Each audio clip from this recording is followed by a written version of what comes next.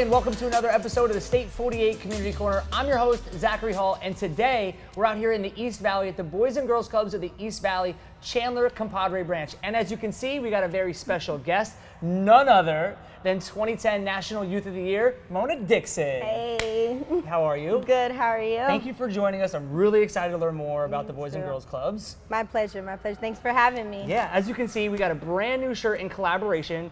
We had the Boys and Girls Clubs, we got State 48. You know State 48 is out here in Chandler. We're founded and raised, and so all of our collaborations, we like to go valley-wide, but this one's right here in our backyard. So the cool part about this is you can see traditional club shirts. Yes. Now we've got a really cool shirt where $5 of every shirt sold comes back to the Boys and Girls Clubs. Collaborations, we talk about it, we're telling you about it, but we'll tell you how to get your shirt later. Mona, Yes. Let's learn about your story. Yeah, so I'm 26. I was homeless up until I was 13 years old, so for half my life, and living on and off the streets, in and out of shelters with my mom, literally doing my homework under the street lamp, and trying to get to school like that. So it was very, very rough upbringing. But fast forward to the first day I actually went to the Boys and Girls Club. I just saw all these kids, you know, running into this place and having fun, and I wanted to be in there so bad, you know, but I just knew that it would probably cost money and my family couldn't afford that. But I built up that courage and I went in there anyway, and I asked, you know, what does it take for me to come here? And they said, well, you have to bring back this $20 membership fee at that time, and this application form. And I kind of was like, okay, and I was just gonna walk out because I didn't have enough money. And the person, it was almost as if they sensed that, and they said, wait, come back, and they paid that $20 membership fee for me and told me just bring back the application form, and the rest of my life changed from that point on. Oh, you know what, being out here in the Valley, you see the Boys and Girls Clubs there, you know, they're in Phoenix, they're in Chandler, they're in Mesa, they're all over. And so the Boys and Girls Clubs of the East Valley at 13 different locations out here where they're doing the same thing today like they were doing for kids. Tell me what the Boys and Girls Clubs are doing today. Yeah, so there's so many different opportunities and different things that go on at the Boys and Girls Club. Some people think it's just like a daycare or somewhere you just send your kids, but it's much more than that.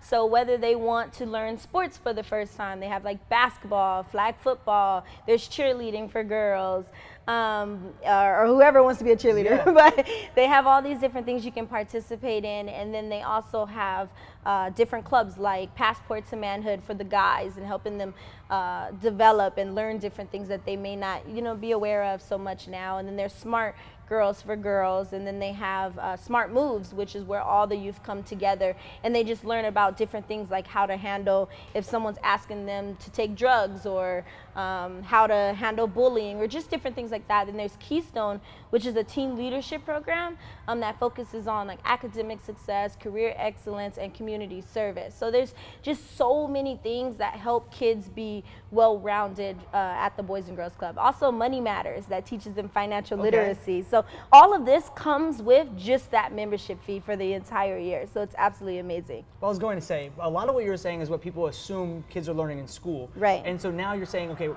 not what you're learning in school, you're going to come to the Boys and Girls Club, a safe place to make new friends. So it sounds like this is amplifying any narrative anybody ever had about they go get that at school. Right. Right. Actually, you know, you don't always learn about financial literacy and community service and all those different things at schools all the time, you know. So it's nice to have a place that complements that and complements school, and you don't necessarily come there. Yes, you can get tutoring and get ahead on your homework and all of that at the Boys and Girls Club, but also it's a place where you have fun, and you don't necessarily know that you're learning, but you're learning all these different things while you're having fun and making friends at the same time. Well, from what you've talked about, I could tell the Boys and Girls Clubs made a great impact on your life. Yes. Talk about kind of what you're doing today. So we know you started coming here back in the day. Yeah. Had a great time, this National Youth of the Year thing. So we'll do that again.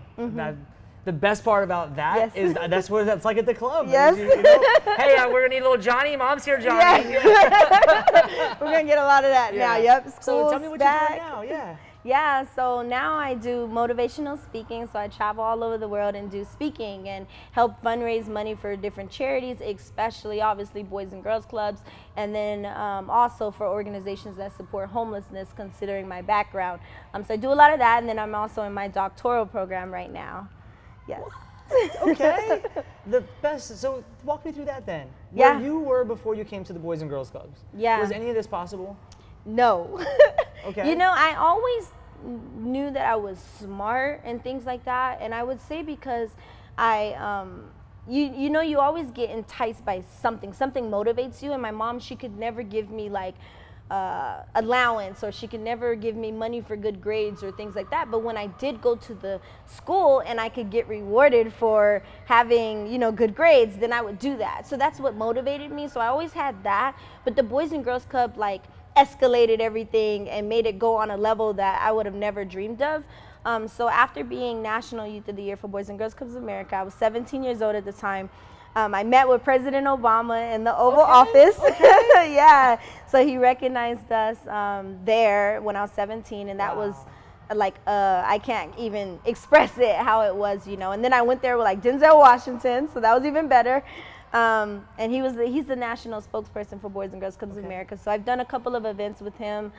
Got to be in a number of commercials already with a number of celebrities, from Jennifer Lopez to Magic Johnson, Mario Lopez, things like that. I got recognized by LeBron James. He gave me a signed shoe. So, so yeah, so my life just, you know, took off. None of those things wouldn't have been possible without Boys and Girls Clubs and having all of those different alum come from Boys and Girls Clubs. So they're always staying focused on that educational piece. It gave me over $100,000 in scholarships money. So that's what paid for my bachelor's, my master's, and helping me get this doctoral degree now. So the Boys and Girls Club completely saved and transformed my life. That's awesome. So you talk about going to the Youth of the Year. Walk me through that process. So I know the Boys and Girls Clubs have this Youth of the Year, maybe each club, but what was that like for you? Nerve-wracking at first, you know, because I knew the end goal, you could get scholarship money, and I knew that I needed to go to college to kind of get out that cycle of homelessness with my family. But I also knew that my mom couldn't afford college, right? She was on food stamps and made $4,000 in a year with 3 kids, you know, so absolutely not going to college on that. And so it was very, very rough. And the Boys and Girls Club director, David Vu, came to me and he started to tell me kind of what Youth of the Year meant and the opportunity that was there. But then he told me I had to tell my story of being homeless, and I was like, oh no, absolutely not. Like, I didn't want people to know because I was ashamed of being homeless for so long in my life. But then he just talked about, well, you know, college is your dream and this is a way to get there, so I definitely want to do it. The Youth of the Year award is the highest award that a club member can receive from the Boys and Girls Club.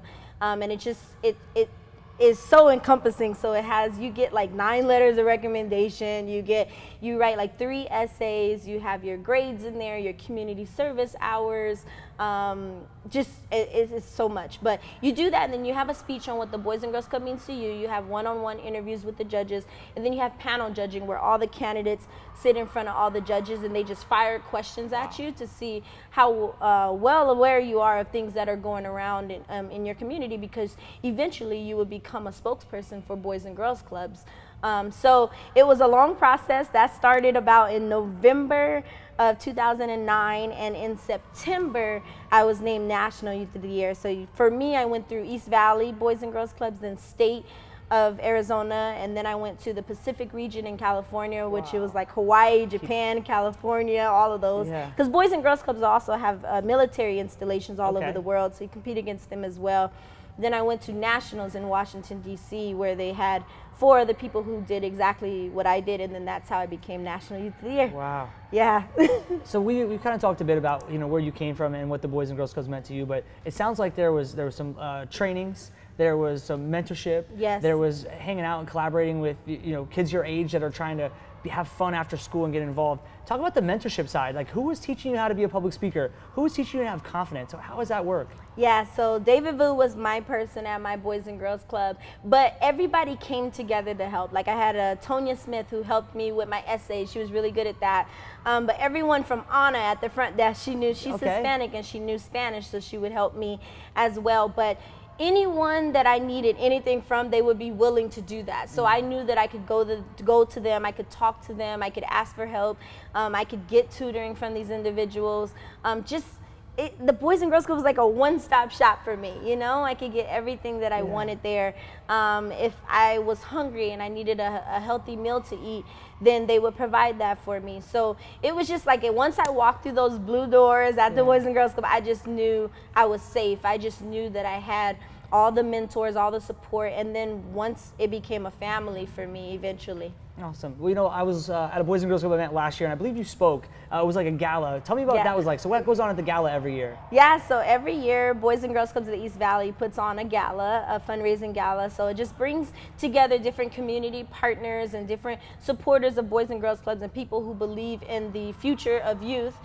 So they come together. We have auctions, silent auctions, live music. There might be performers there, VIP parties. So it's just a fun time for people to get together and help raise money for youth all over Arizona to be able to come to Boys and Girls Clubs of the East Valley and have their lives transformed. That's awesome. So now being grown, how are you giving back to the Boys and Girls Clubs? Or maybe how can somebody like myself or anybody that's watching this, how can they get involved with the Boys and Girls Clubs? Yeah, so I stay at the Boys and Girls Club. It's still like my home, but I always go back and volunteer. And of course, when Youth of the Year time comes around, I'm always asked to help out with Youth of the Year, come back, be a judge, help them with their speeches, the interviews. So I just love doing that.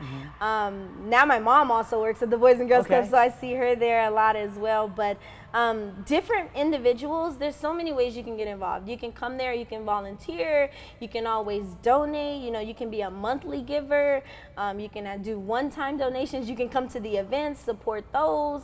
But yeah, you can buy a shirt, a nice State 48 shirt, That's right, and support the Boys and Girls Club. But there's just so many different ways that you could be involved. And if there's some type of gift that you have that you want to give to the Boys and Girls Club, like say you play guitar, there has been a person who's come in, brought guitars, and taught kids how to play guitar. But that's just a place, the Boys and Girls Club is just a place of opportunities where everything is just limitless, and you can learn new skills and learn new, and just have fun. So if you have something to bring to the Boys and Girls Club, you could always talk to the local one and see how you can collaborate with them. That's awesome. All right, so you talked about this gala, and I heard there's golf too. So what are the dates this year for the gala and the golf? Yeah, so the golf tournament is Friday, October 18th, and then the gala is Saturday, October 19th. So back to back, it's a weekend. So I'll make sure I put that in my calendar now, but I got to learn more. So what are the websites, or how do I learn more about Boys and Girls Clubs of the East Valley and this gala?